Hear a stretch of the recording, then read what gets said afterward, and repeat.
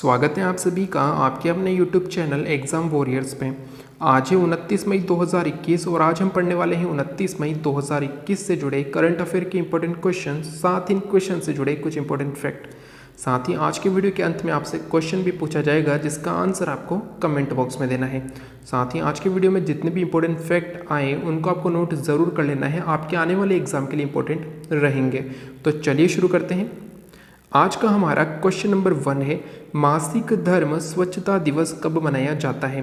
तो आपको याद रखना है प्रत्येक वर्ष 28 मई को मासिक धर्म स्वच्छता दिवस मनाया जाता है।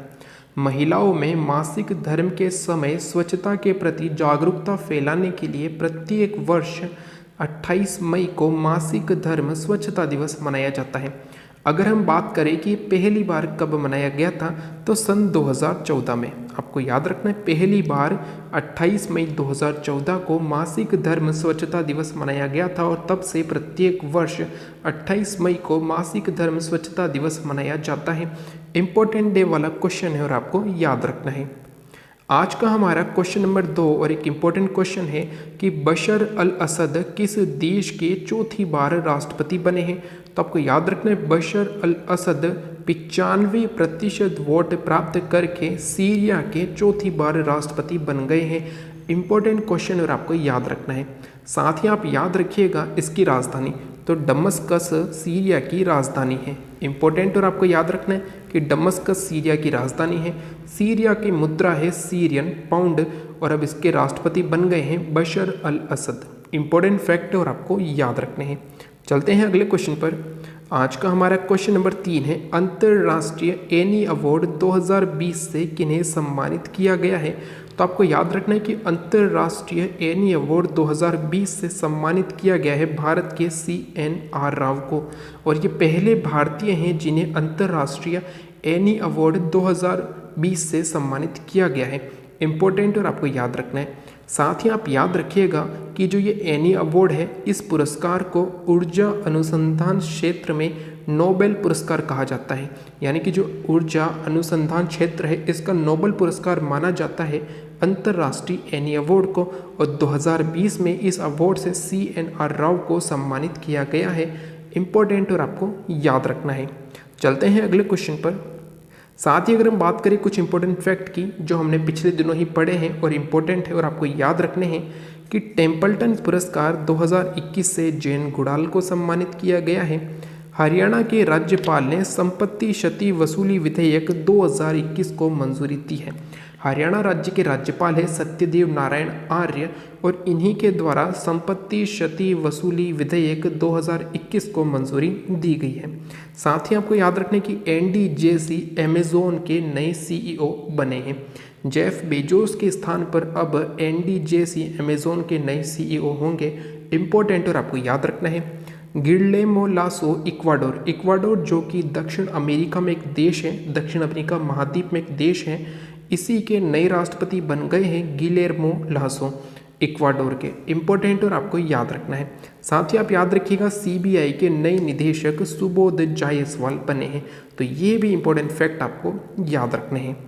चलते हैं अगले क्वेश्चन पर। आज का हमारा क्वेश्चन नंबर 4 है, संयुक्त राष्ट्र के शांति अभियानों में सेवा करते हुए कितने भारतीयों को मरणोपरांत संयुक्त राष्ट्र पदक से सम्मानित किया गया है?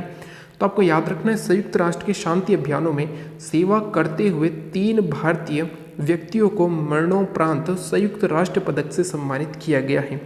इम्पोर्टेंट और आपको याद रखना है कि 3 भारतीय व्यक्तियों को संयुक्त राष्ट्र के द्वारा मरणोपरांत संयुक्त राष्ट्र पदक मिला है।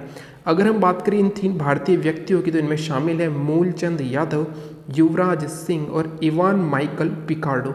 ये तीनों भारतीय हैं और इन तीनों को संयुक्त राष्ट्र पदक से सम्मानित किया गया है। इम्पोर्टेंट क्वेश्चन और आपको याद रखना है। आज का हमारा क्वेश्चन नंबर 5 है, केंद्र सरकार ने वाणिज्य सचिव के पद पर किन्हें नियुक्त किया है? तो आप याद रखिएगा कि BVR सुब्रमण्यम। कौन? तो BVR सुब्रमण्यम को केंद्र सरकार ने वाणिज्य सचिव के पद पर नियुक्त किया है। इम्पोर्टेंट और आपको याद रखना है। इससे पहले ये जम्मू कश्मीर के सचिव रह चुके हैं और अब इन्हें वाणिज्य सचिव के पद पर नियुक्त किया गया है। इम्पोर्टेंट क्वेश्चन और आपको याद रखना है। आज का हमारा क्वेश्चन नंबर 6 है, किस देश में स्थित 228 साल पुराने एवं दुनिया के सबसे बड़े लूव्र म्यूजियम के अध्यक्ष के रूप में पहली महिला लॉरेंस देस्कार्स को नियुक्त किया गया है? तो इनका नाम भी आपको याद रखना, और आप याद रखिएगा कि ये जो म्यूजियम है ये है फ्रांस में, यानी कि फ्रांस में 228 साल पुराने एवं दुनिया के सबसे बड़े लूव्र म्यूजियम के अध्यक्ष के रूप में पहली बार किसी महिला को चुना गया है, और इस महिला का नाम है लॉरेंस देस्कार्स। इंपॉर्टेंट और आपको याद रखना है। साथ ही अब यहाँ पर बात है फ्रांस की, तो फ्रांस से जुड़े कुछ इंपॉर्टेंट फैक्ट आप याद रखिएगा। फ्रांस की राजधानी है पेरिस और फ्रांस के राष्ट्रपति है इमैनुअल मैक्रोन। इनका नाम आपको ज़रूर याद रखना है। फ्रांस की राजधानी पेरिस में मुख्यालय भी है, जो भी आपको याद रखना है, यूनिसेफ। यूनिसेफ का मुख्यालय है फ्रांस की राजधानी पेरिस में। इंपॉर्टेंट फैक्ट और आपको ये भी याद रखना है। चलते हैं अगले क्वेश्चन पर। आज का हमारा क्वेश्चन नंबर 7 है, अमेरिकी राष्ट्रपति जो बाइडेन ने किस भारतवंशी को वाणिज्य विभाग के डीजी के तौर पर नियुक्त किया है?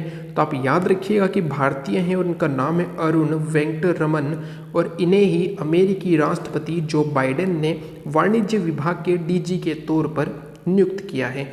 इंपॉर्टेंट और इनका नाम आपको याद रखना है, इनका नाम है अरुण वेंकटरमन।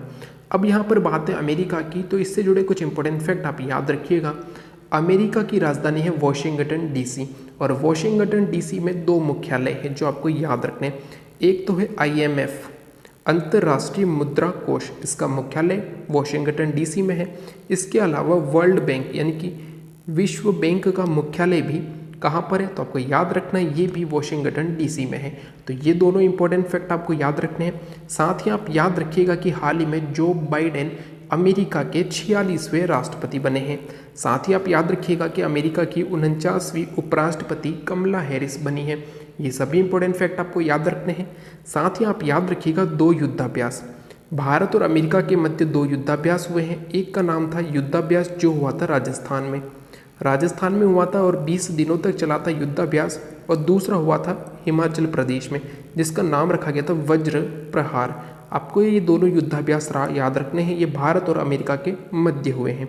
इंपॉर्टेंट और आपको इन्हें याद रखना है।